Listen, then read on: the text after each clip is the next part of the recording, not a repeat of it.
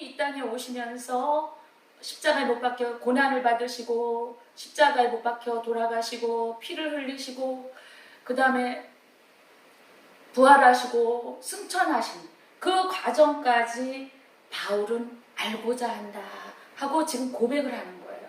그 중에서도 부활의 권능과 고난의 참여함을 알고 싶다라고 지금 고백을 하는 거예요. 그래서 그것을 알기를 원하기 때문에 지금 바울은 어떻게 하기로 결심을 했냐? 예수님의 죽음을 본받기로 했다라고 지금 10절에 말씀을 하고 있는 것입니다. 여러분 이해하십니까? 그래서 11절 보시면 어떻게 해서든지 죽은 자 가운데서 부활에 이르려 하노니. 그러니까 예수님께서 우리에게 그렇게 말씀하셨어요. 우리도 똑같이 부활에 참여할 수 있고 우리는 새 사람이 될 수 있다라고 했어요. 그 새 사람 되는 것이 이 땅에서 우리가 사는 동안 우리가 옛 사람을 다 버리고 우리가 예수님 때문에 예수님을 믿고 예수님 때문에 새 사람 되는 그것이 영적으로 보면 부활의 권능에 이르는 거예요. 부활의 권능이 임한 거예요. 어떻게 새 사람이 될 수 있습니까? 옛것은 지나갔으니 보라 새 것이 되었도다. 이렇게 우리한테 말씀을 해주시는 거예요. 새 것이 되었도다. 우리 어떤 물건이 있으면은 자 그거 물건 옷도 우리 한참 있다 보면은 낡아지잖아요. 그런데 낡아지면은 이제 조금 이제 어디 외출할 때 입고 나가기 불편하니까 그거 안 입고 새 것을 사잖아요. 뭐 비슷한 것을 사든 아니면 유행에 맞는 걸 사서. 그러면 그 낡은 것은 아예 없어지잖아요.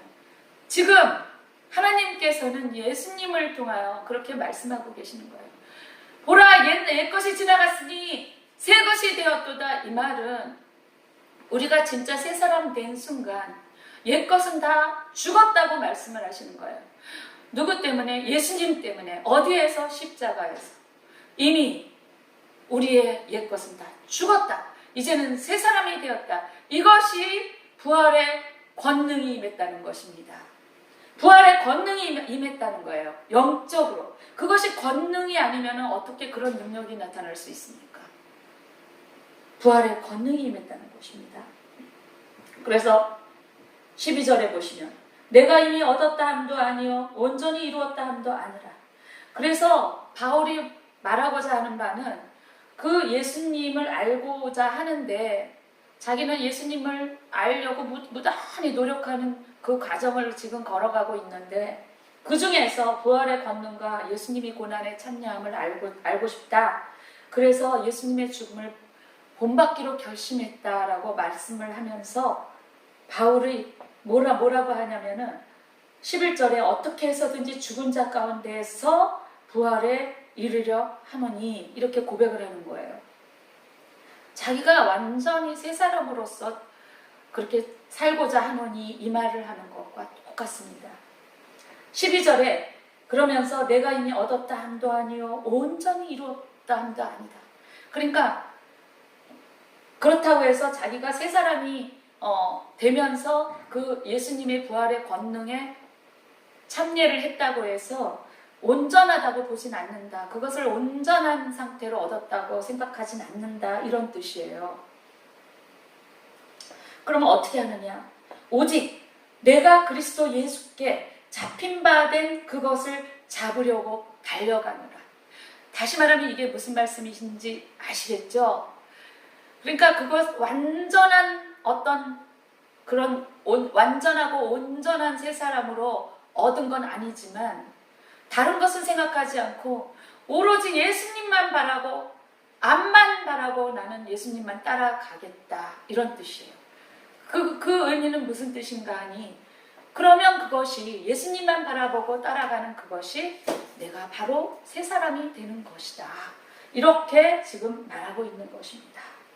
그러면서 13절에 형제들아 나는 아직 내가 잡은 줄로 여기지 아니하고 아직은 완전하지 않다 이 말을 하는 거예요.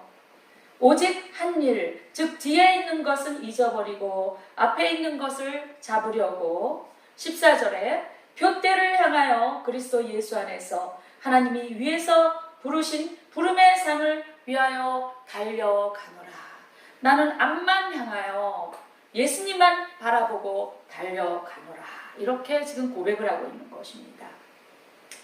그래서 오늘 제가 이 본절에서 다시 한번 보시면 그 좀 전에 8절에서 살펴본 바와 같이 바울이 그리스도를 아는 지식이라는 표현을 썼어요. 그 그리스도를 아는 지식이 너무나 고상해서 자기는 자기한테 가지고 있는 모든 유익한 것과 장점을 배설물로 버렸다라고 고백한 것을 우리 살펴보았습니다. 여기서 그리스도를 아는 지식에서 알다라는 것은 지식에 끝나는 것이 아니라 경험적인 것을 말합니다. 그래서 창세기에서 아담이 하와를 알았더라 이런 귀절 나오죠. 예, 그게 무슨 말이냐면은 부부가 되었다 이런 말을 뜻하는 거예요. 그래서 우리가 알다 그럴 때는 여러 가지 의미가 있잖아요. 지식적인 걸 알다라는 뜻도 있지만 성경에서 알다라는 뜻은 그 이상 경험에 의한 것을 말하고 있습니다. 바울이 그리스도와 연합하여 알기를 원했던 것은 부활의 권능이라고 했어요. 이것은 그리스도의 부활이나 육체적 부활을 의미하는 것이 아니라 부활하셔서 믿는 자의 삶 가운데 역사하시는 그리스도의 능력을 말합니다. 우리가 십자가에서 우리 자아를 죽이고 우리가 변화를 받아 하나님의 빛을 받아서 새 사람이 되면 그리스도의 능력이 우리 속에서 나옵니다. 그래서 우리도 그리스도의 고난에 참여할 수 있다는 것을 말하고 있습니다. 그 고난에 참여함은 부활의 의미와 다소 상반된 의미같이 보일 수 있어요. 보통 우리가 부활의 능력이다 그러면 막 좋은 쪽으로 생각하잖아요. 능력 그러면 뭐 병 고치는 능력, 뭐 재물 얻는 능력 이런 쪽만 생각하는데 그것이 아니라 예수님께서 우리한테 보여주신 그 고난의 의미는 고난을 극복하는 능력을 말하고 있어요. 고난을 극복할 수 있는 능력, 무엇으로? 믿음으로. 고난을 믿음으로 극복할 수 있는 그 능력을 예수님께서 보여주시고 그것을 우리들이 삶에서 실천할 수 있도록 하신 것입니다. 자신을 그리스도와 고난으로 동일시함으로써 그리스도의 고난에 동참하게 되는 것을 의미합니다. 그의 죽으심을 본받는다고 했잖아요. 본문은 앞서 언급한 그 고난에 참여함을 더 강조한 표현입니다. 죽으심을 본받아 이것은 고난의 정도가 극심해서 이제는 죽기까지 하겠다. 예수님이 죽는 그 과정까지 본받아야 되겠다라고 그러한 뜻을 지니고 있는 것입니다. 이것은 단순히 그리스도를 위하여 고난에 참여하는 것뿐만이 아니라 옛사람을 그리스도와 함께 장사 지내고 그리스도의 새로운 부활의 생명으로 연합하여 계속 성장함을 의미하고 있습니다. 갈라디아서 2장 20절에 보시면 내가 그리스도와 함께 십자가에 못 박혔나니 그런즉 이제는 내가 사는 것이 아니요 오직 내 안에 그리스도께서 사신 것이라. 이제 내가 육체 가운데 사는 것은 나를 사랑하사 나를 위하여 자기 자신을 버리신 하나님의 아들을 믿는 믿음 안에서 사는 것이라. 이렇게 바울이 고백을 했습니다. 바울은 다메섹 도상에서 그리스도를 만나고 체험했고 회심했어요. 그의 회심은 믿음의 경주에 있어서 끝이 아니라 시작으로서 그는 영적 성장을 위해서 다름질해야 합니다. 여기서 쫓아가노라라는 표현이 있어요. 아까 13절에 내가 이미 얻었다 함도 아니요 온전히 이루었다 함도 아니다. 오직 내가 그리스도 예수께 잡힌 바 된 그것을 잡으려고 쫓아가노라. 여기서 쫓아가노라는 표현은 그리스도를 배우고 닮아가고자 하는 진지한 노력을 보여줍니다. 바울은 본절에서 그리스도인들에게는 그리스도께서 자신들을 구원해 주신 목적을 계속 추구해야 할 의무가 있음을 자각시키고 있습니다. 그리스도인들이 당하는 고난은 실로 그리스도의 고난에 참여하는 고난이라 할 수 있습니다. 그러나 모든 고난이 다 그리스도의 고난에 참여하는 고난이라고 볼 수는 없습니다. 베드로전서 4장 15절 말씀에 너희 중에 누구든지 살인이나 도둑질이나 악행이나 남의 일을 간섭하는 자로 고난을 받지 말라고 그랬어요. 여기선 육체적인 죄로 인해서 찾아온 고난을 말합니다. 우린 이런 이유 때문에 고난 받을 때가 참 많아요. 우리가 영적으로 트이지 않아서 깨지 않아서 그걸 몰라서 그렇죠. 이런 우리가 저지른 죄것 때문에 고난받을 때가 많이 있습니다. 그렇지만 그것은 하나님의 사랑의 징계라고 생각하시면 됩니다. 베드로전서 4장 16절 말씀에 만일 그리스도인으로 고난을 받으면 부끄러워하지 말고 도리어 그 이름으로 하나님께 영광을 돌리라고 합니다. 우리가 어떤 육체적인 그런 윤리적인 그런 죄를 짓지 않았는데 고난이 올 때 있어요. 핍박과 박해를 받을 때 그때 하나님께 영광을 돌리라고 말하는 것입니다. 베드로전서 2장 19절 20절 말씀 보시면 부당하게 고난을 받아도 하나님을 생각함으로 슬픔을 참으면 이는 아름다우나 죄가 있어 매를 맞고 참으면 무슨 칭찬이 있으리요. 그러나 선을 행함으로 고난을 받고 참으면 이는 하나님 앞에 아름다우니라. 이와 같이 고난을 이기는 힘은 어디에서 나오냐면 믿음에서 나옵니다. 여러분, 우리들의 모습은 어떠합니까? 여러분이 고난을 받을 때 또 저도 마찬가지입니다. 나와 여러분 속에 믿음으로 넉넉하게 이길 수 있는 힘이 있습니까? 오늘 하나님께서 이 질문을 하신다고 저는 믿습니다. 여러분 속에 믿음으로 넉넉하게 이길 수 있는 힘이 있습니까? 그냥 억지로 참고 이 또한 지나가리라 하며 인내하기만 하면 됩니까? 물론 참고 인내하는 것도 참 귀합니다. 참고 인내하지 못해서 저는 여러 번 실패했어요. 참고 인내하는 것 굉장히 귀합니다. 그것도 정말 쉽게 할 수 있는 일이 아닙니다. 그래서 우리가 여기서 이 고난을 이길 수 있도록 인내하는 믿음을 가지려면 어떻게 해야 되는가? 첫째, 고난을 온전하게 감당하려면 먼저 자아가 죽어야 합니다. 자아가 죽지도 않았는데 그리스도의 고난에 동참할 수도 없고 그리스도인으로서의 고난을 통과하고 있다고 볼 수 없습니다. 그래서 예수님은 먼저 십자가에서 죽으신 그 본을 보이신 것입니다. 사도 바울은 그 예수님의 죽음을 본받아 자기도 죽는다고 고백했어요. 왜 그리스도의 죽음을 본받는다고 했어요? 예수 그리스도를 알고 싶어서. 예수 그리스도의 어떤 면을 알고 싶다고 그랬습니까? 예수 그리스도의 부활의 권능과 고난의 참여함을 알고 싶어서 자기도 십자가에서 죽는다 이렇게 고백한 것이에요. 그럼 왜 그 부활의 권능과 고난을 같이 결부를 시켰을까요? 우리가 고난을 극복할 수 있는 힘은 믿음에서 나오고 그 믿음은 단순한 믿음이 아니라 새 사람 되어서 나오는 믿음이기 때문에 그렇습니다. 그래서 부활의 권능이라고 한 것입니다. 둘째, 믿음으로 고난을 통과해야 합니다. 히브리서 11장 믿음장에 보면 믿음으로 하나님께 칭찬받는 선진들의 이름들이 나오고 있죠. 이 중에는 거의 많은 사람들이 고난을 통과했습니다.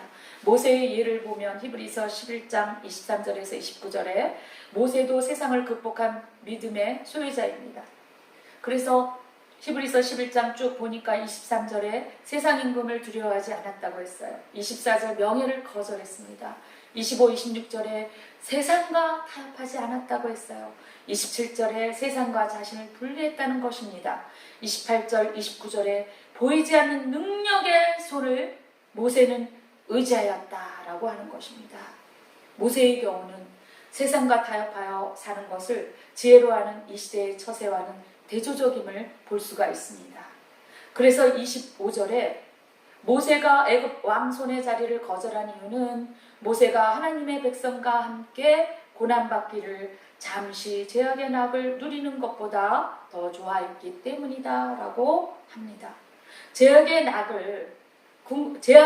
낙의 궁극적 의미는 성도들이 하나님의 뜻대로 살지 아니하고 육신의 정욕을 따라 사는 것을 의미하고 있어요. 그래서 저자는 모세의 이러한 행위를 그리스도를 위하여 받는 능력으로 해석했습니다. 이제 우리는 세상의 낙이란 우리에게 일시적인 즐거움을 주는 것이 사실이지만 그것은 참 즐거움이 아니라는 것을 알고 있습니다. 이 세상은 잠시 왔다가 사라지는 안개와 같다고 했고 나그네 길이라 했습니다. 그렇습니다. 지금 우리는 깨닫지 못하지만 이제 하늘나라에 가면 반드시 그것을 깨달을 것입니다. 우리가 잠깐 체험을 하잖아요. 그러면 그때 순간이지만 그 체험한 순간 영원을 느낄 수 있어요. 그러면 그때 잠깐이지만 이 세상이 나그네 길이구나 라는 것을 깨달을 때가 여러분 있지 않았습니까? 그렇습니다. 나그네 인생을 우리는 이 땅에서 사는 것입니다. 그러면 믿음이란 무엇입니까?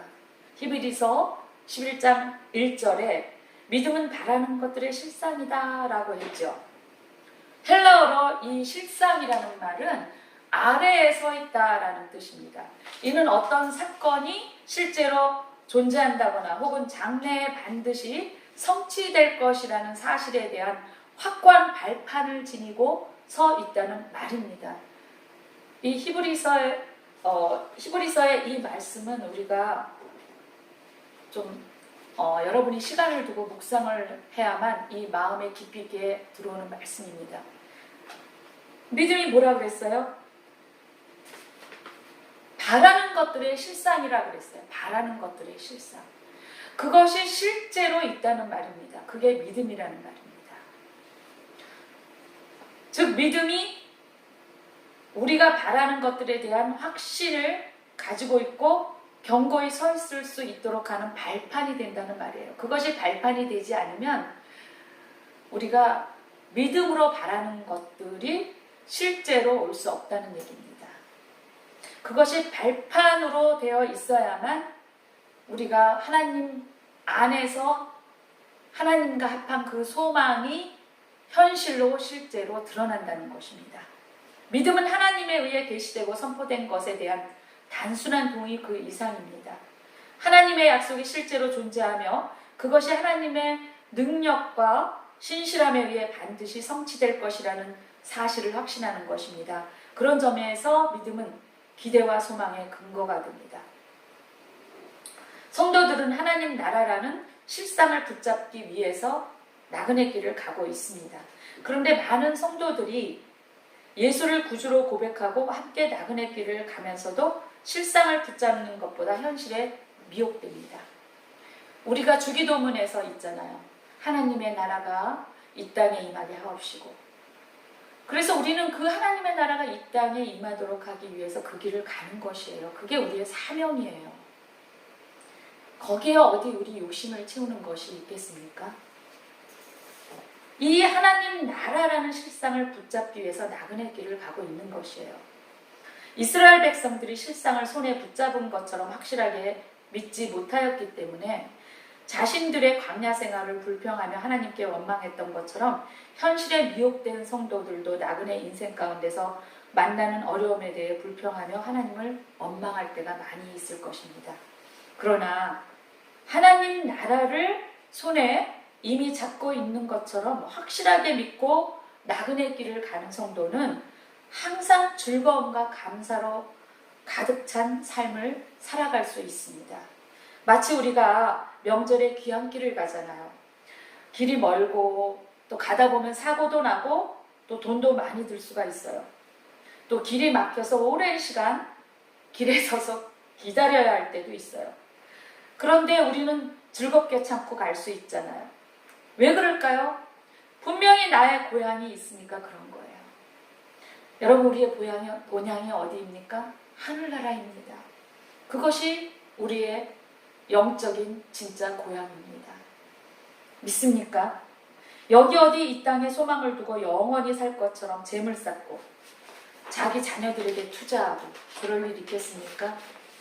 오늘 본문 바울의 예를 다시 우리 생각해 보십시다.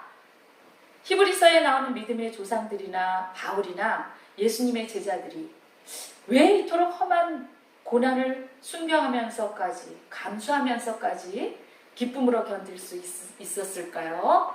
여러분 말씀 보시면서 이런 거 한번 좀 깊이 있게 생각하신 적 있으십니까?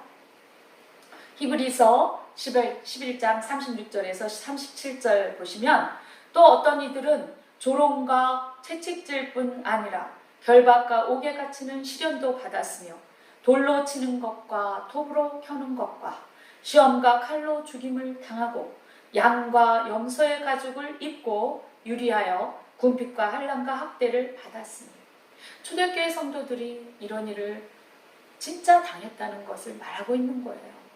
초대교회 성도들은 진짜 성도들이었죠. 지금 우리들의 믿음과 비교할 수 있겠습니까? 비교할 수 없어요. 히브리서 11장 38절 말씀에는 이런 사람은 세상이 감당하지 못하느니라 이렇게 나와 있어요.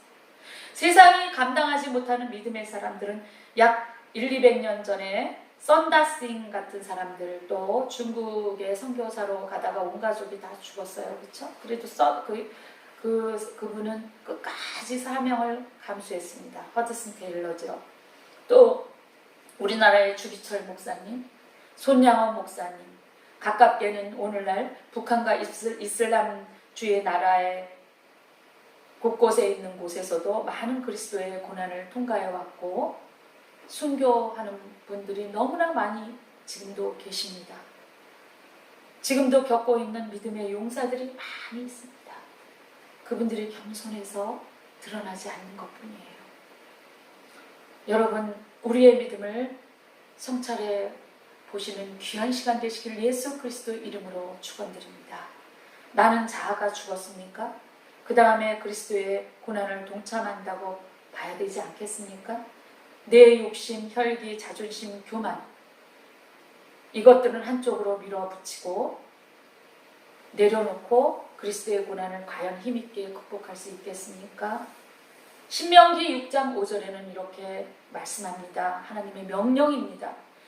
마음을 다하여 성품을 다하여 뜻을 다하여서 내 하나님 여호와를 사랑하라. 그리고 하나님이 그 많은 율법 중에 10가지를 축약시켜 놓았고 10가지를 2가지로 축약시켜 놓았고 그 2가지를 1가지로 축약시켜 놓았을 때 그것이 무엇입니까? 율법은 사랑이니라. 누구를 사랑하는 거예요? 하나님을 사랑하는 것. 하나님을 사랑한다고 무엇이 다 잘 된다고 생각하십니까? 하나님만 사랑하면 다 잘 됩니다.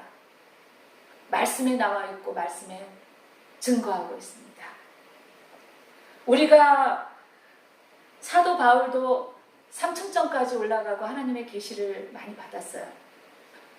지금은 계시의 시대가 아니라고 말하는 사람이 있지만 예를 들어서 참 우리가 기도를 들어가거나 찬양을 하거나 예배를 드릴 때 계시가 인해서 예언이 임하고 병도 낫고 또 미래도 알려주는 그런 하나님의 말씀인 계시가 임하면은 굉장한 거잖아요.